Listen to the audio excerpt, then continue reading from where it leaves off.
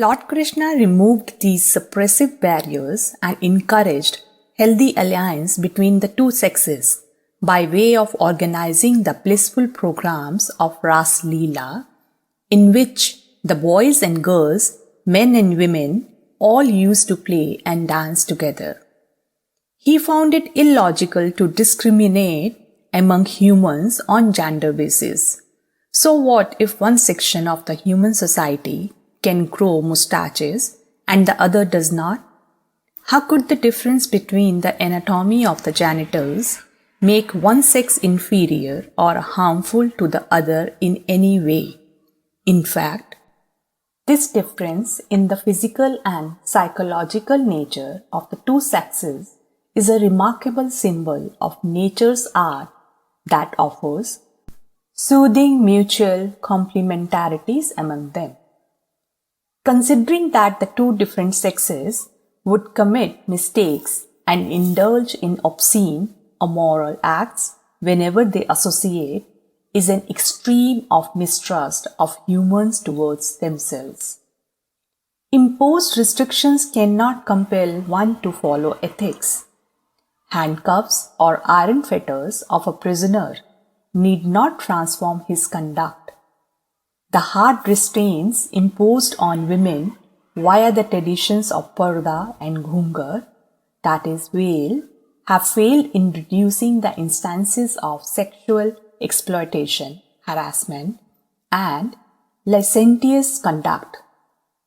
What all faux pas the so-called morally elite conservatives might do in the name of self-made relations of regarding a woman as their sister or daughter, etc., is not hidden from anyone. On the contrary, friendly association without any named relationship could be so pure and ideal at times. Indeed, this all depends upon the piety of one's character, his or her culture, attitude, and self-discipline. Unless one fits authentically on high values in this regard, no social norms or imposition could restrain a canny mind. Cleverness could always craft modes of violating every law or restriction as per its own instincts.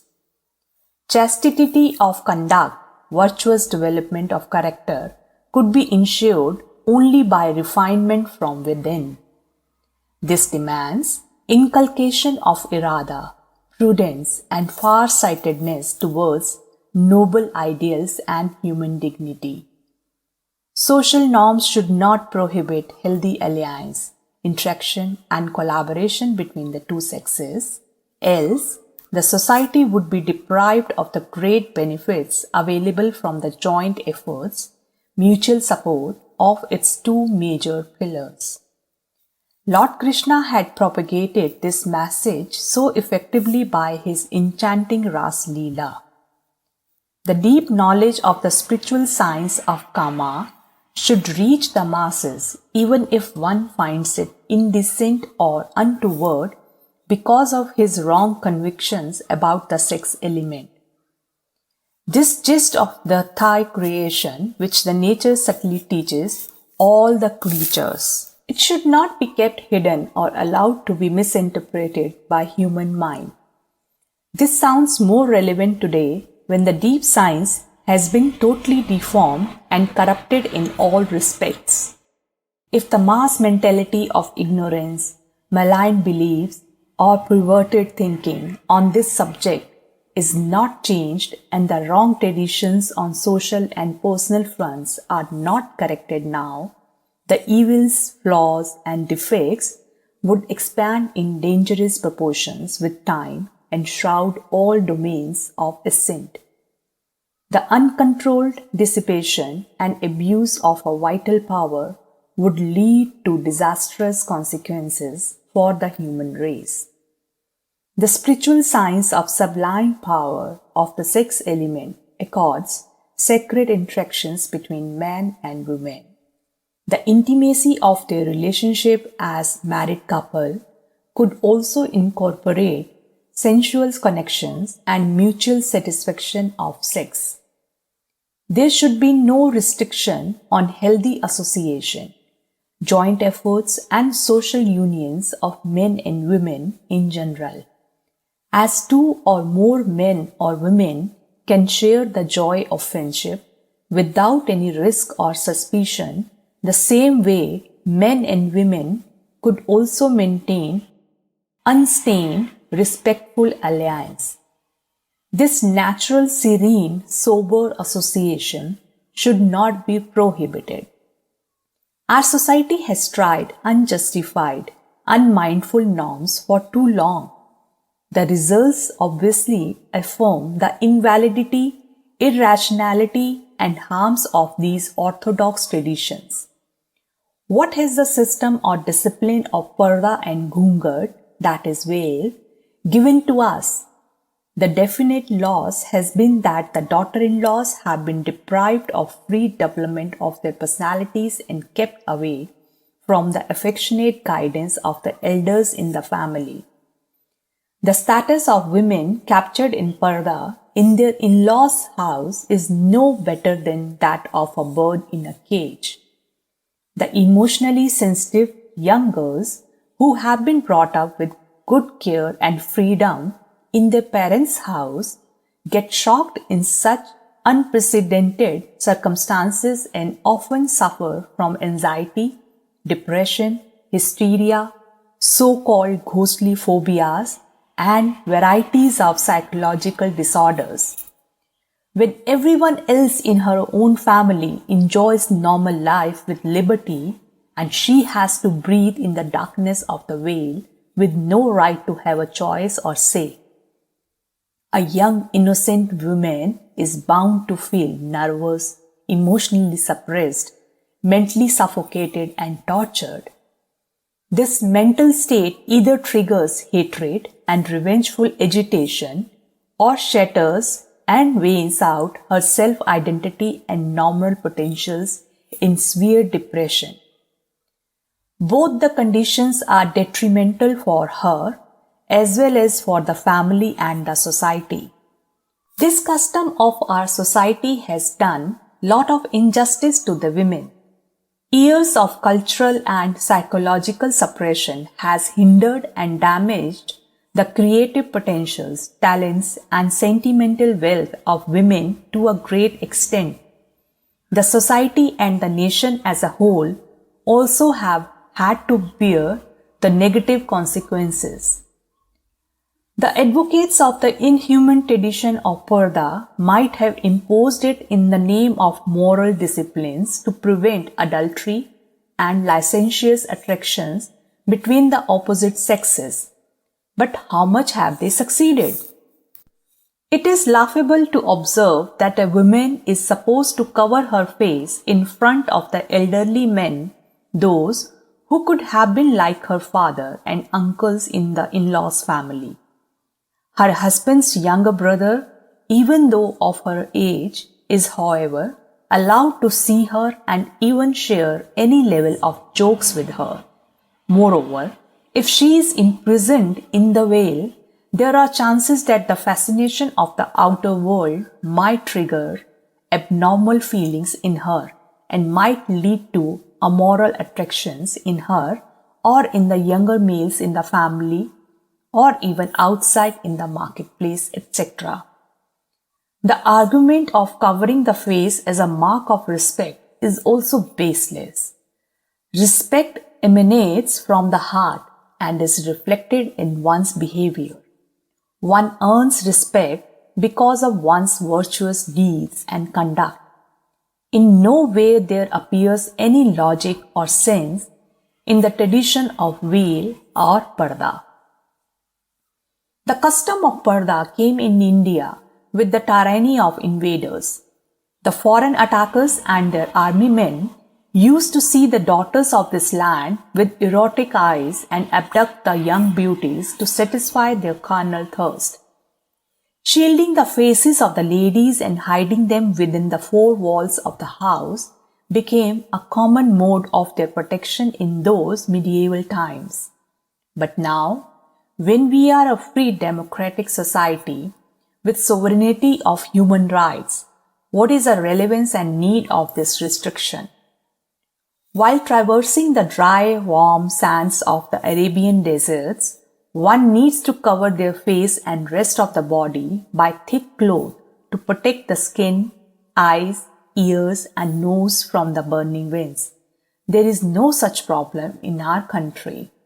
Then why curse the youth and independence of our daughters and daughter-in-laws to die untimely in the constraints of ghungat or parda?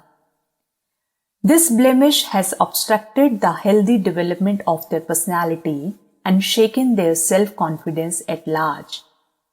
It has further fueled the unjust, damaging custom of dowry and tendencies of women's exploitation, thus forcing multiple wounds in our social system and preventing our progress.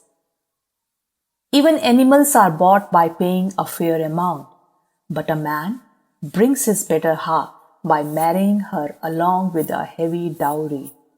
Her parents, despite raising her in best possible ways, have to pay this price and donate their beloved daughter for lifelong service of her groom and his family.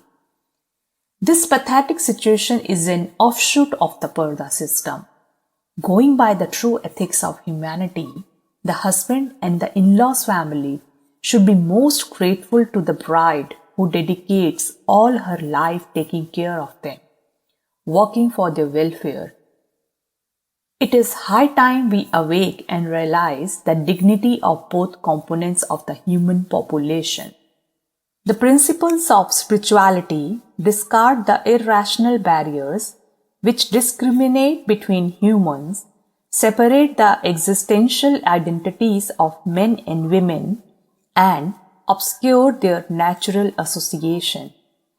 It should be remembered again that imposing a distance between men and women in all walks of life wouldn't ensure prevention of adultery and licentiousness.